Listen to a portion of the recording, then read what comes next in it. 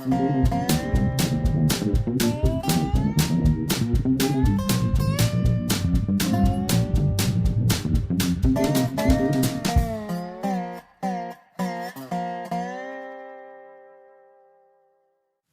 is Dave Monk, your Prairie Monk, WAFT Champaign, 90.1 on your FM dial. I'm Dave on the board.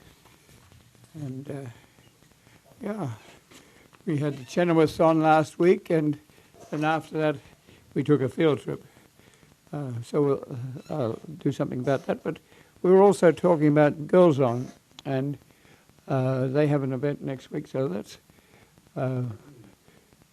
note some of their things. We'll eventually have them on. Think about what girls can do and women can do in the construction industry and things like that. Sure. So about 15 years ago, Amy Rickman and several other young women in Champaign-Urbana said just what you did. Women can do all of these things.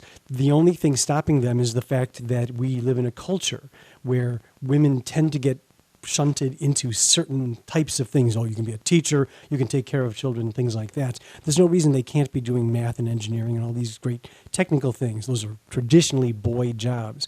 So Girls Zone was started, and they were funded for several years to provide an outlet for girls as young as like 6 years old on up through 17, 7 to 17, I think was the age range, to do things. And they would find somebody, a woman in the community, who could do something, who could build things, who could fix cars, who was an artist, who could play rock music. Amy Rickman was a rock musician in town. So she taught girls how to pick up a guitar and rock out and form a band and write songs and things like that.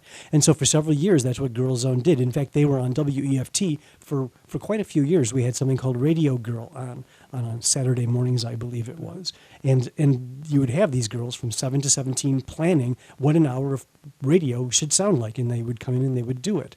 The program has been gone for quite a few years now, but many of the women who coordinated it 15 years ago said, it's time to do that again. We're still around. Let's see if we can put something together for a new generation of girls to teach them for a couple of days. And in fact, they found out that some of the girls from 15 years ago were grown up, had families, can now bring in their own daughters to participate in this weekend, not this weekend, but the weekend of Girls Zone. So here's the plan. August the 1st and the 2nd, that's next Saturday and Sunday, Girls Zone will take over the Indie Media Center in downtown Urbana. All day Saturday and well into Sunday, there will be programs, including teaching girls how to use soldering irons. That's something that's hot that melts stuff, and girls should know how to do this. There's no reason that they should not. And lots and lots of other events. How to move. If there's going to be a dance on Saturday night, several bands and a small cover charge. Sometimes people are afraid to get out and move around, and the period before the dance itself will be to teach these girls how to free yourself and get out there and just do stuff. And don't worry if it's what everyone else is doing, just move around. Mm-hmm. So that's the entire plan. Again, it's going to be August the 1st and the 2nd. It's too bad they couldn't actually make it in to do this themselves. It was great. I got to talk with a couple of the women last night at 9 o'clock, and they could tell you in much greater detail. But, it'll be much of the day on Saturday and then start over again at about 11 o'clock Sunday morning. Important things to know, there will be 2 talks later in the day on Sunday, like from 11 o'clock to 1, and then another one at 1 to 2. These are open to the public. Even if you're a guy, we're invited to come to these talks on Sunday, which will cover things like, why is it that we're in a society and what can we do about it that says to women, these things aren't for you, when in fact, if you try it and you can do it and you're a woman, what's the problem here? So from 11 o'clock on Sunday, the events there are open to anyone. They're free, and you can just stop on by. If you know a young girl who might be interested in taking part in one of these projects, most women, if you weren't part of the deal 15 years ago, then there is a small charge to come in and take advantage of the specifically girl-oriented programs. But they have got it set up so that it's a sliding scale. You pay what you can to take these classes. And for more information, the fastest way I know of to find the website with all of the details and how to register, if you take your favorite search engine and just type in this string, Girl Zone Reunion, no spaces, run it all together as just a string of characters, Girl Zone Reunion. Everything that's going to come up is going to be, strangely enough, from the Girl Zone Reunion, and you'll find out where it's going to be, when all the different events are, and all the rest of of the details. And I like the idea that men are being asked to. It would be interesting to have young men come to the same meetings, because often this is a team event, and it's getting more and more possible to have teams doing things in unison, rather than having all the women over one side and all the men on the other side. Sounds like every grade school dance I ever went to, yes. Yes, I grew up with dance halls where the men were on one end and the women on the other, and you had a barn dancer or a Jolly Miller where you would combine, but it was very separate. Yes, and I actually did mention, it'd be nice if boys had access. And they pointed out, first of all, if a community is likely to put something together, it's more likely, it may not even be intended just for boys. It might not be boys only, but boys are much, we tend to be the ones that go out and do stuff and fall out of trees. We hurt ourselves by trying to do things. And so this is something to actually draw girls out, to let them participate. And the other thing is, if you put boys into the circle, we tend to take over. I said to them on the air, this feels like me, I have to admit. As much as I try to be, gregarious and giving and whatever, I can say, oh, hey, I can do that. It just comes really, really naturally. And in this culture, girls tend to be taught to just the opposite. Don't step forward. Don't be the one to say, hey, let me do that. And if there are boys around, forget it. It's just not going to happen. So for this event, let's keep the boys off to the side. And as one of them pointed out last night, the women who are doing the teaching of these classes are local. So if there are boys like me who'd love to get their hands on soldering irons and make blinking LED badges, that sounds like a lot of fun. The women are still going to be in town at the Indie Media Center, and so I could actually go and see if I can pay for my own class and learn how to make a blinking badge. I used to teach at the Shadud Air Force Base, and one year I had it was a mixed class, and the women volunteered to paint pictures of the prairie plants on old Route 45. So they were painting these pictures, and along came the men, and they just took over. It was kind of dramatic. There are some limitations.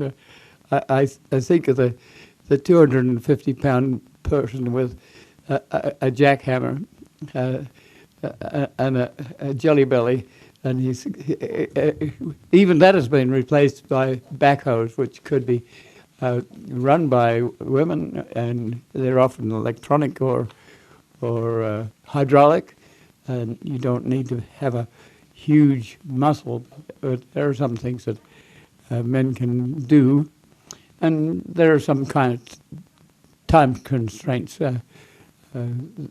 Sorting that out, the home situation, having family and the like, it needs a fair bit of work to get that together. So think about going to that seminar next week. Okay. So I had put down a few things to talk about there. Let's look at the field trip we took to Paxton. We started off at 1 o'clock after we'd dealt with our chip out of the camera and done a few other things, and headed for 150. Went along Main Street, looked at the Weaver Prairie briefly. It's a reconstruction prairie that's probably about 3 or 5 years old, and it's coming on. Went to Main Street, looked at the what was our closest and most biodiverse remnant prairie, just opposite Alders in Urbana, before you get to 130. Then down 130 to look at the area where the road has been lifted up about 2 feet, and our prairie corridor, the Kickapoo Trail, has had an easement of 25 feet taken out of it, and that prairie soil, sadly, is sitting on the side of the raised road, and it will be perpetually mown. There'll be the grasses there.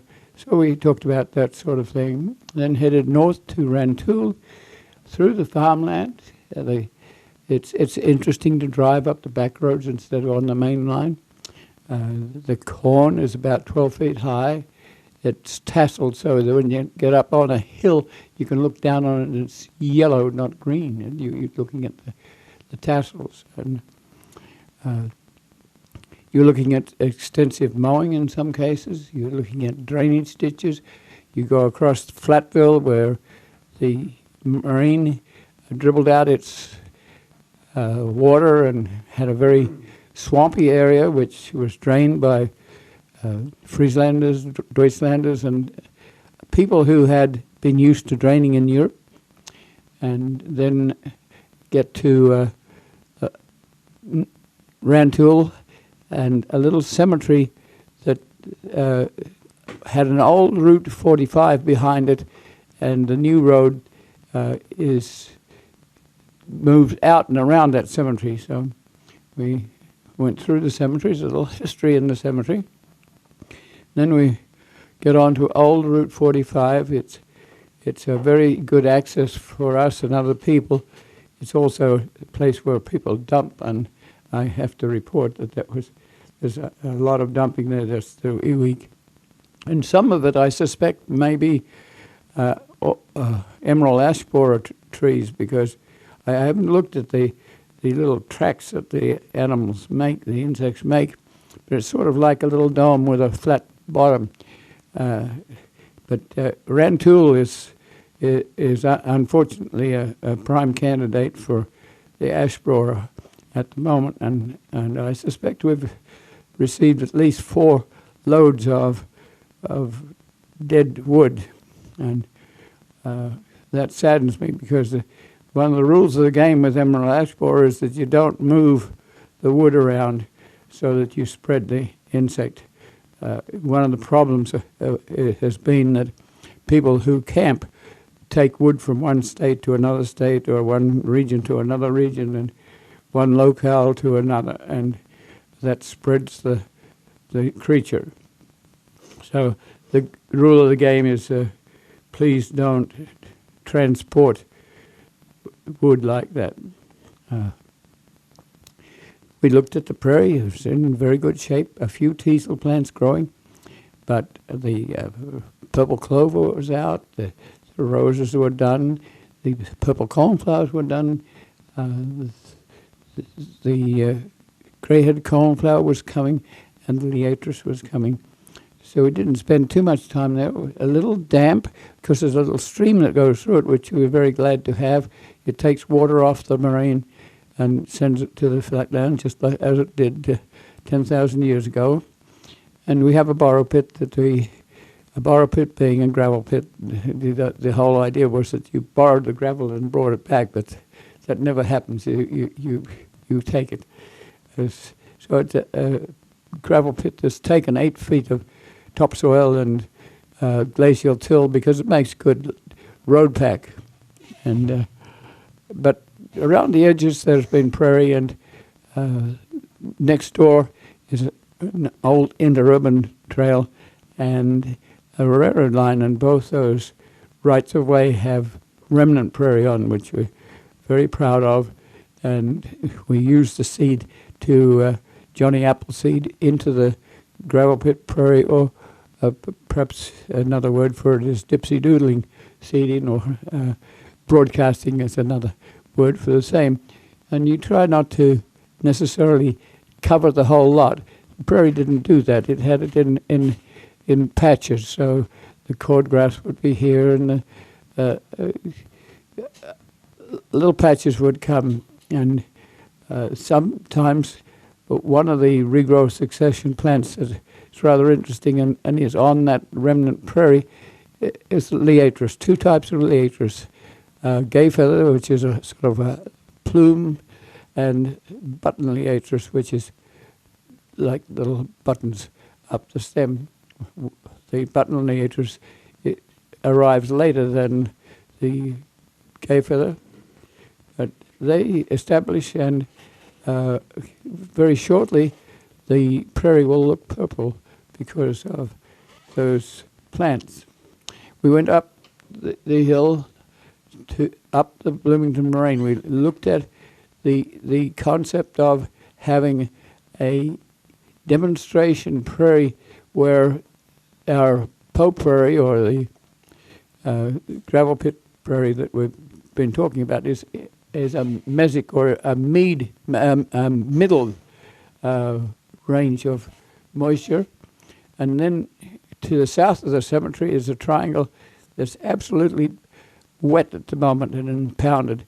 And that is typical of what was many years ago, and that could be a wetland. And we would love to be able to buy that. And so then we would go up the hill, and up on the top of the hill you get dry species and loess, and we've talked about this a lot, but it takes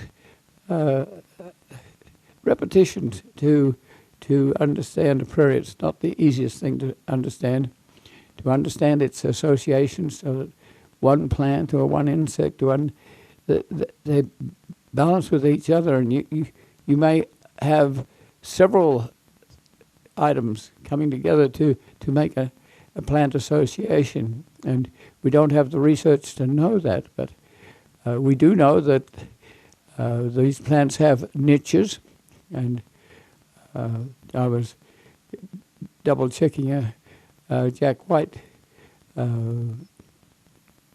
talk that he gave at the Beckman Center, and he was explaining that the compass plants we have, when they're mature, may be the size of your leg. And that's very true. We have had backhoes to dig up mature dock and compass plant at Fisher, where the pumpkin vine railroad line was being closed out. And the man on the backhoe was amazed that we would find these big roots, and the top 2 feet would weigh about 45 pounds. And the crown would be about 10 inches across.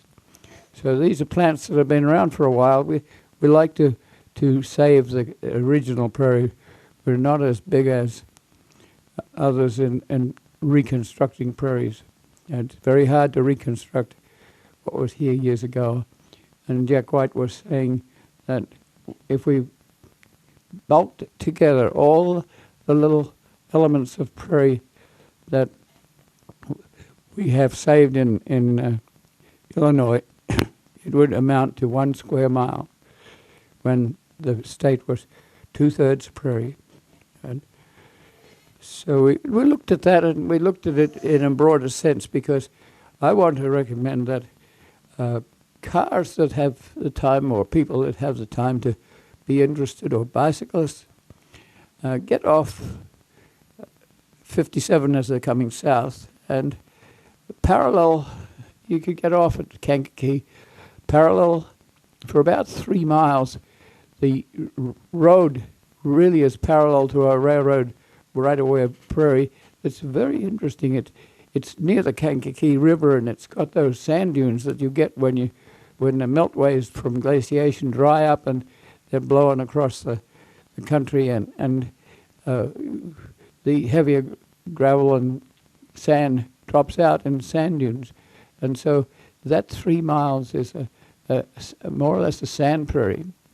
Then you get to Sabanch, and you get off of 57 and travel 45, always, or most always. The early roads were parallel to the railroad line, so the space between the 45 and the railroad line is rich, rich, rich in prairie. You can get off. You may need some insect off.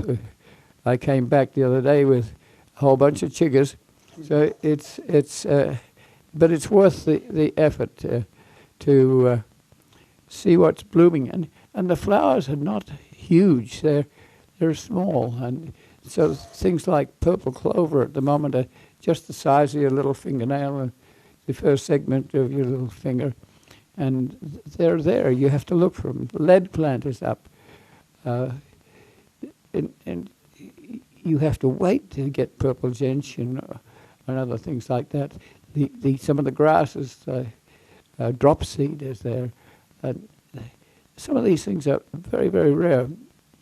So we went through Ludlow, through the little township. When you're traveling on this road, you encounter some of the history. You encounter the little towns that have closed out to some extent, except for the huge elevators. But this is part of our history. So you go through those little towns. I would like to think of either a state park or a national trail that would get off 45 at Kankakee and come south and go all the way to Kenmundy. And if you're coming from the south, from Cairo north, you do the reverse. So that was interesting. We also went to the Prospect Cemetery, which has been a matter of debate in the last few years because there's a few tombstones in there, and the prairie has grown up around the tombstones. And invariably, there is some concern amongst the general public that a historic cemetery should be mown. And in this case, the value of the prairie is so much greater than the cemetery details and the neatness. And often the neatness is the concern of people who didn't necessarily have any relation to the people who were buried there. The people who were buried there might have died when they were taking their covered wagon to the west. So all their relatives are somewhere else, not here. And we kind of feel that they'd enjoy to be under a prairie, it being so rare, rather than to mow around each gravestone and even herbicide around the gravestone. It's neat, but I think sometimes we have to think about the value of what we're mowing or herbiciding. So then we just came back by a back road, and that's interesting. You get to see. We went up over the Bloomington Moraine, and then you fell down on the front scape of the old glacial moraine, the Bloomington Moraine, and went through Flatville, and then eventually over the upper limits of the Yankee Ridge Moraine. Yeah. So I was glad we did that, and that was helping people like Daniel, who's got a lot of community concern. You hear David talking about the girls' zone. Daniel is behind that sort of thing, and so she gets to see what we have as a resource. And this week I've been beginning to talk to people who might have a possible general interest in the maintenance of rail trails and related to prairie. We had I was talking to Kevin Elliott, and he's been riding across the country. He rides extensively, he and his wife, and they have been running across country and the like. And I was sort of fishing for people who might have the power and the concern to be looking after our 33 miles of prairie to the west.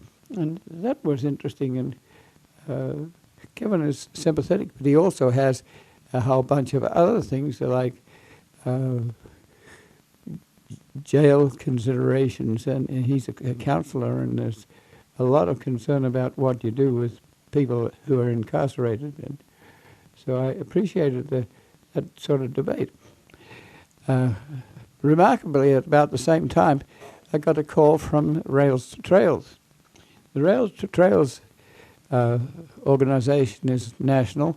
It came into being at about the time the Rail Banking Act was put into action. The Rail Banking Act was the result of the federal government feeling that they were taking out too many railroads, and there would not be enough networking of railroad beds across the country to even move military if they needed to. So they all observed that the bicycle people were buying these corridors, but they had some problems. One is that the bridges were mandated to be taken out just so that nobody committed suicide off them. And even if they're only 12 feet off the ground, they came out. They quieted the titles and they gave money.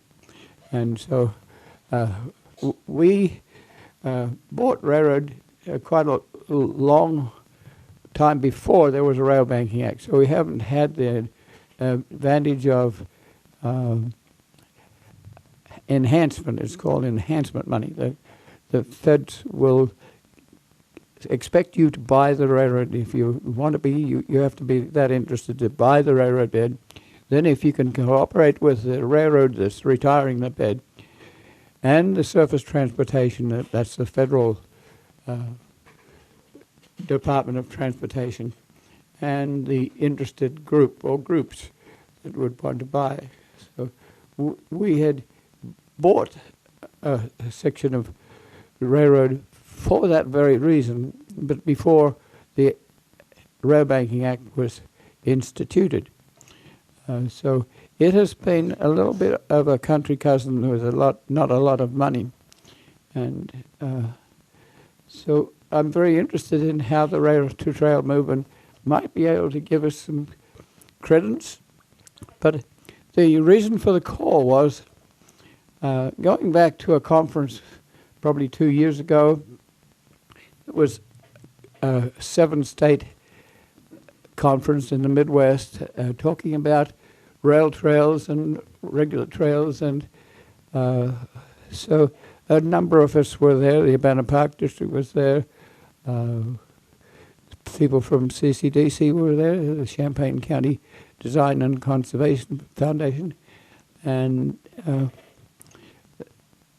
the director of the region, the Midwest region for Rail to Trails, which came into being when this Rail Banking Act was instituted. So it's a national movement, and it's now got 1,500 trails that are very popular. And what they do is they save those trails for railroading, and it would be impossible to buy these things, especially the real estate going through towns and cities. It would cost a fortune. So this is a very fortunate act. Very few of the beds have been re-railed, but the rail-to-trail lawyers will remind their clientele that this is where you're getting your money. It's to save railroads, and please don't get too upset if you do get taken over. Highly likely you won't be taken over, and highly likely if you do get taken over, it'll be in 50 or 100 years' time, because the railroads have been concerned mainly about the main lines, the heavy-duty lines that are moving a lot of freight. And so we don't have these little lines that are being cared about at the moment. So it may be 50 or 100 years that you have them to use. And so we do have now the Kickapoo Trail, which is rail banked with Conrail's cooperation, with surface transportation, and with Heartland Pathways to start with, then later CCDC, or the Champaign County Design and Conservation Foundation. All these people are at this conference. The state was very pleased to be hosting. And guess what? One of the bridges that's been saved because of this move that Heartland made, there's a bridge in Danville that goes over the Vermilion, which is 160 feet off the ground, a quarter of a mile long. And it would cost probably $3,000 to replace it if you had to replace it. So it's saved, but there's a $12,000 budget now, and $2 million of that will probably go to shoring up that bridge so people will not commit suicide off of it, and they'll not freak out because they're looking through the ties and can't imagine the depth that the land is between. Some of them take the motorcycle across these bridges and they don't see what's underneath, where you get the person off the motorcycle and get them to walk across, and very shortly they're getting down on their backside and moving across, because it really is way down there, and it's certain that if you fall off that bridge, you die. So that has to be shored up, and so some of the early work with that trail will be with that bridge. The trail will go into Kickapoo State Park, and it's being named the Kickapoo Trail. Well, at that meeting, Eric Oberg had produced a book on rails with trails, and that has been happening. It means that if you have an active railroad line, there is a right-of-way, usually about 100 feet wide. If it gets into urban areas, it may be 200 feet wide. And there's room for a trail alongside the rail. Well, I had the temerity to ask how much habitat was going to be lost by a trail, because there are regulations associated with trails where you at least should have a 12-foot trail. So imagine the amount of prairie that we have that would be removed by that. And I think Eric was surprised that was a way of thinking. But some year or so later, he's talked to Elizabeth Strano in Washington, and they're looking for a publication which says to the world something about what railroad beds and rail trails have saved in terms of habitat.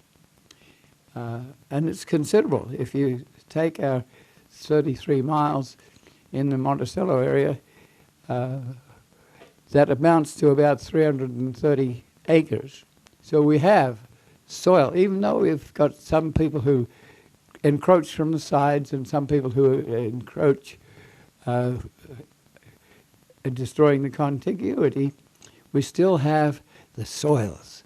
And then we have people who are adjacent, like the University of Illinois. When it was found that we had Massasauga rattlesnakes, which are an endangered species in Illinois, then the university has put a mile of farmland, about 66 feet, into a prairie to encourage the rattlesnakes. And that happens in other places. We have a Shady Rest, which is an adjacent area that now is in the Piatt County Forest Preserve and in perpetuity. So they can put in trails and they can preserve the natural area. So even though we have some invasion that it destroys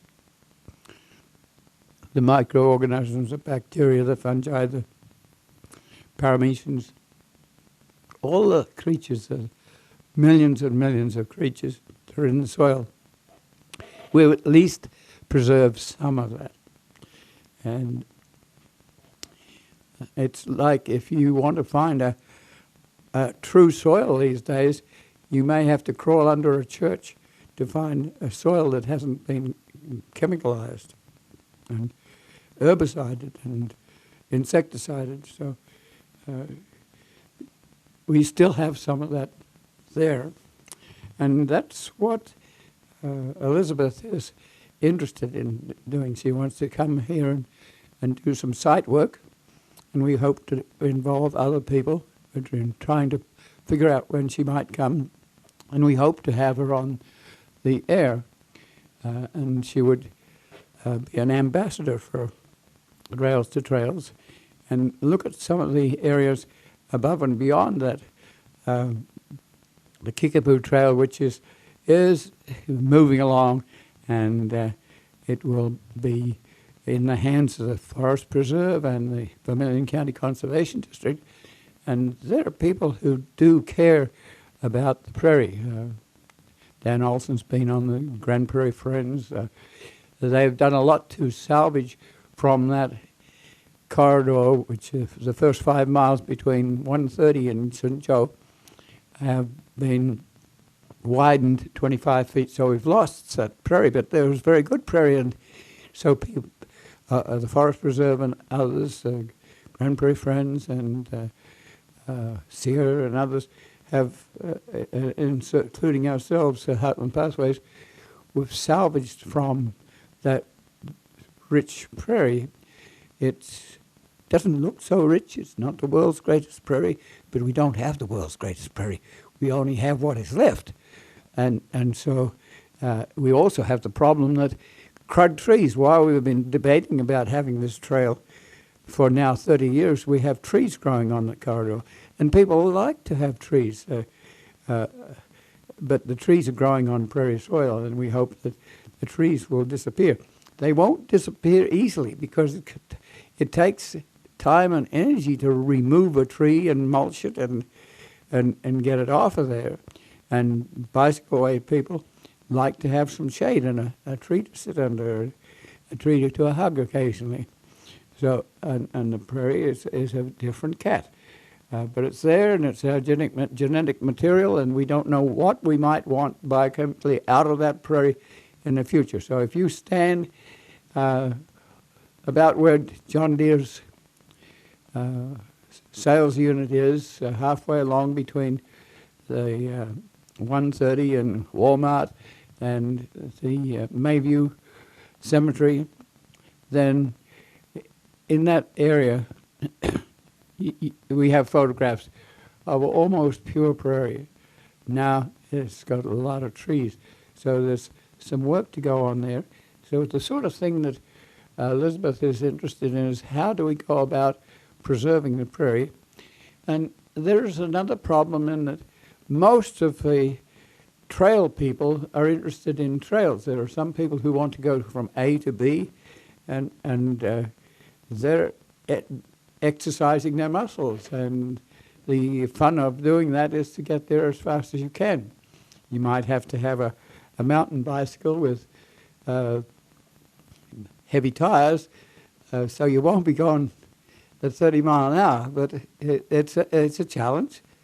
But the talent for us is to get that person off the bicycle or off the heavy-duty walking to stop long enough to see a creature. Just yesterday, people from Flourish, the florists around the corner, had gotten a praying mantis in their floral things. And so there was a stick with a little praying mantis on it. And that's what we would like you to see and stop. There are some things where we'd like to see a kid from St. Joe go to Muncie and back because they've got friends there. And some of this trail may be able to be opened up because we can do that without having to have major structures. Like if you go east of St. Joe, there's a heavy-duty line called Union Pacific, which comes through. And Union Pacific does not want you going across their railroad line for liability reasons again. So that means that either there has to be a bridge over or a bridge under or a bridge around. You might be able to go over, add a bicycle way to an already existing road bridge. But whatever, that's going to be a huge expense. So you might be able to put in a bush hog and take out some of these trees and allow people to go 2 or 3 miles in one direction or another and enjoy the prairie coming back in. And I really do appreciate all those people who have been salvaging. There's been a lot of interaction with the Department of Transportation. Stephanie Dobbs as the landscape person for the Department of Transportation. So she has got together with people in Paris, which is the region that controls that corridor. And generally speaking, they've tried to do what they can within the framework of rules and regulations that have been established in the Department of Transportation. Just a very big organization with like 2,000 people, and there's only 12 landscape people who can make decisions about what we do with our prairie.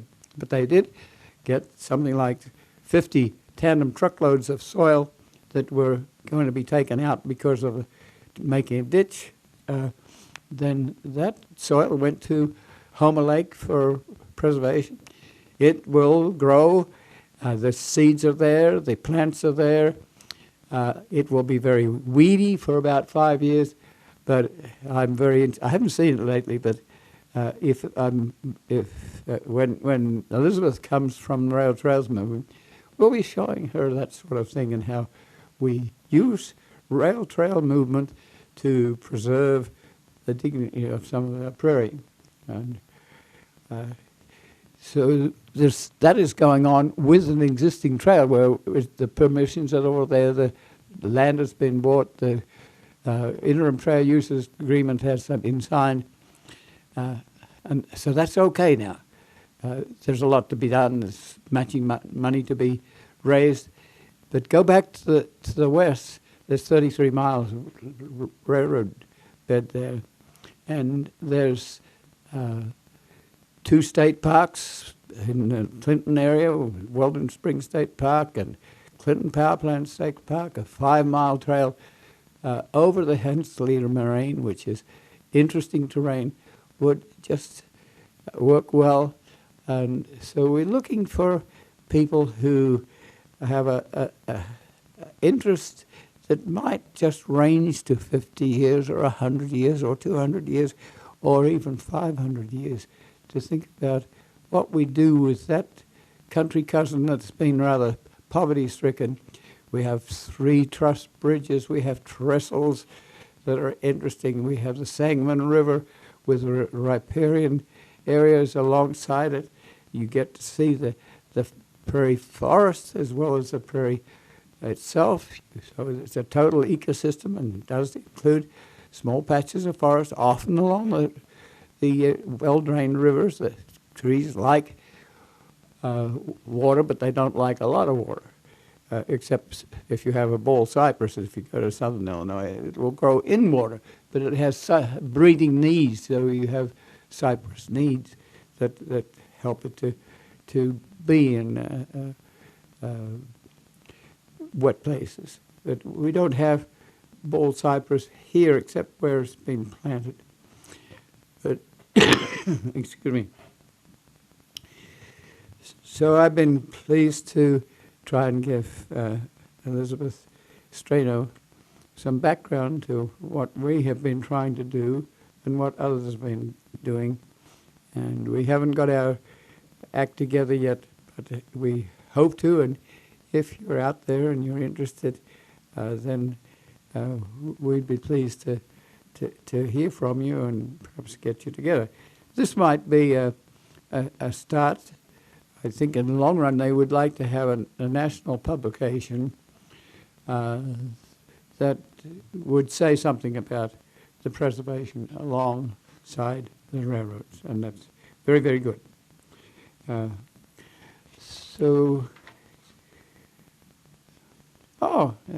We had visitors this week. A couple came in from Lansing, Michigan, and knocked on the door, and it was Rick Boyd and his wife, and that actually tied into what we did last week with the Chenoweths. We were talking about how your mind works and how you can have a broad interest in these things. And I've been reading Jane Fonda, and part of the acting is to get yourself to the point where you can take a cup of coffee and you can see that you have become another person and you handling it differently. So there was that debate, and so Rick and his wife are pastors in the Lansing area. So I'll be sending him a copy of last week's program, which is already up on YouTube, and I think the two would be interested. He came because, or they both came because they were in my Reading the Landscape class long, long ago. And so they were very excited to go through the little pocket prairie that's across the road. And getting people together is a real challenge. We actually need help. We need people like Ron Slater just called me up half an hour ago. We are watching teasel. Teasel is a weed. I got a little bit of it on 45. A challenge on the Pope Prairie and Rantoul. So Tuesday or Wednesday, we'll be going up there. We'll cut the teasel so that it doesn't produce seed. It's a gazillion of seed if you leave it late. And we'll spot herbicide the rosette of leaves that are left. It's a really cruel weed for us. It's a very beautiful weed. It's very practical. It's kind of thorny. It's how you took a fleece of wool and teased it to make a thread that you could spin. And so it's been a very useful plant. It's also a very elegant dried arrangement, so it comes to the cemeteries and in the wreaths and the like, and it is a regional menace. We also have autumn olives, which were brought in because they had nice little olives on them and they would be good for birds, but no one quarantined them, and that was too bad because they have become a regional weed too. So we have to do those two things. We're kind of desperately in need of help, and I would like to enlist some of you to. We're especially looking for people who could go out and lead. One person that's been working with us a lot lately is Liz Kirby, and she's been up to Rantoul, and she has a question. She text messages me and asks about the teasel because it's there, and the dumping is there, and we need people like that can keep their eye on things, and just being on some of these places. If you're walking around the prairie, somebody has to wonder why this idiot is walking around an old gravel pit. But it allows you to interact with other people. I put a note down here to say that we should have a station break because we always forget to do this. And at the beginning, we're supposed to also tell people that today's date is the 27th. Is that about right? No, it's the 24th. No. We're past the 25th. And this is why we don't do this, is because neither of us pays any attention to things like days of the week. Get my notebook out here to see exactly what it is. It's 11:50, so we have only 10 minutes left of the show, and you're tuned to the Dave Monk, Prairie Monk program, which is here every Sunday morning until noon, as Dave flips through his thing. Yeah, no, the 25th was yesterday, so today's something like the 26th. But, you shouldn't have a lot to do. The views and opinions expressed are solely those of the speakers and nobody else. This is a good day to just relax. The Tour de France is on. As we speak, the Tour de France is in its final hour or two of these crazed bicyclists who've spent 4 hours each of 20 prior days bicycling. That means they've spent 80 hours bicycling, including bicycling up honest-to-goodness mountain roads. It's ridiculous to think of what these guys put themselves through. And the really remarkable thing is that the difference in time for 20 days of riding and 4-hour rides each of those 20 days, the difference between the first-place person and the second-place person this year, 1 minute and 12 seconds. That's the total time difference in their riding time. One guy is a little over a minute faster than the number 2 guy, and so he's going to be the winner of the Tour de France. And the really other strange thing is the entire bike race today, which is 60-some miles into Paris, doesn't count. No one will try. The guy who's only a minute behind, won't try to make up that win and maybe win the race. It's just convivial. Hey, congratulations, good job for the first 20 days, and now we're just gonna. They drink champagne as they bicycle into Paris on the last day. So I was just saying that to cover things up, and because I'm interested in bicycling. What's today's date? Do we have it? The 26th. It's the 26th. Okay. And I'm thinking about the bicycling here. You can imagine going from Urbana to Danville. You can imagine having a race on it in the long run. That must be how these things got started. I've wondered how they did it.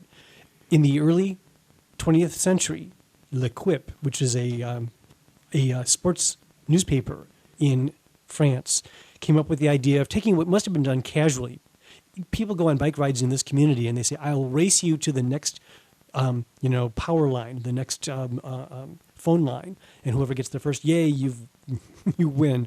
We'll expand that. Hey, I bet I can ride 100 miles before you can. Okay. Then somebody says, hey, I bet I can ride to the top of that ridiculously. This is a 12-mile mountain road. The average steepness is twice the steepness of the steepest highway overpass we have in America. Not in central Illinois. Yeah, exactly. You're not going to do it around here. I almost died on the ride. Not true. It was just really painful. What they did yesterday, it took me 3 hours just to get from the bottom of the Alpe d'Huez to the top. And they did it the next day in 45 minutes. It's like, okay, yeah, I am really from Central Illinois and not a professional bicyclist. But they will do 2 of those rides in the same 100-mile bike ride, and their average speed will be 25 miles an hour. That's 3 times faster than the speed that we typically bicycle on the streets around here. That's their average speed for 5 hours, 100 miles, So 25 miles an hour. Imagine that the Kickapoo Trail is alive and well, and it's chip limestone. How long would it take you to get from Urbana to Danville? How long is that? How far is that? 25 miles. 25 miles. But see, I've got skinny tires. My wheels are 23 millimeters across. So And you're going put me to on have oil and groups that have different bicycles. I would have to change to a cross Yes, hybrid type bicycle. But you can imagine a race, and then I can imagine that you can't have that group looking at a caterpillar as they go along. Which is one of the great things I will say about bicycling. Caterpillars, I've actually had robins pacing me. I've been riding on Bradley Avenue when you go way out of town, and I swear that this robin was just coasting along beside me, and I would try to speed up, and it would speed up. For some of us, getting there isn't the whole point. It's part of the point. It is really fun to be out there and do all of that So riding. different things and different. The little community one that's going to Muncie to Oak Park, is different from the guys that are wanting to go from A to B. Yeah, I'll bet you could do that ride in about 2 hours, even given you'd have to switch to fat, knobby tires. You could Yes. do that on the oil and chip in a couple of hours if you were dedicated, and again, not intent on this is a race. If you really put Yes. your mind to it, you could do it. in There 2 has hours. to be safety. There has to be crossings. There's a lot of things that have to happen. You watch the Tour de France. So it will be 2 years probably before this gets into action.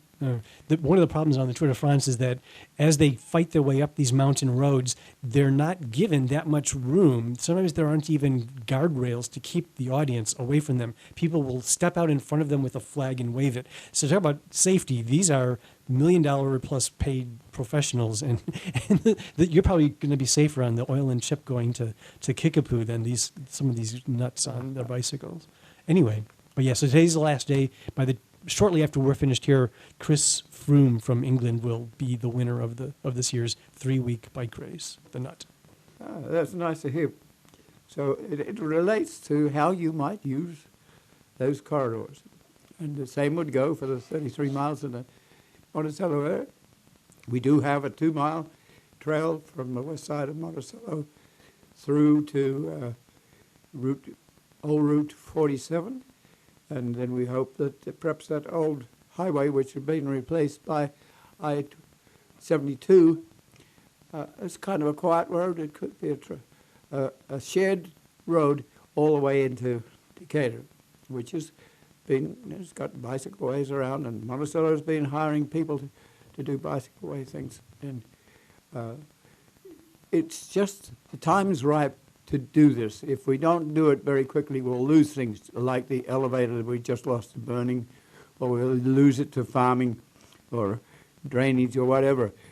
So we have to think about this resource.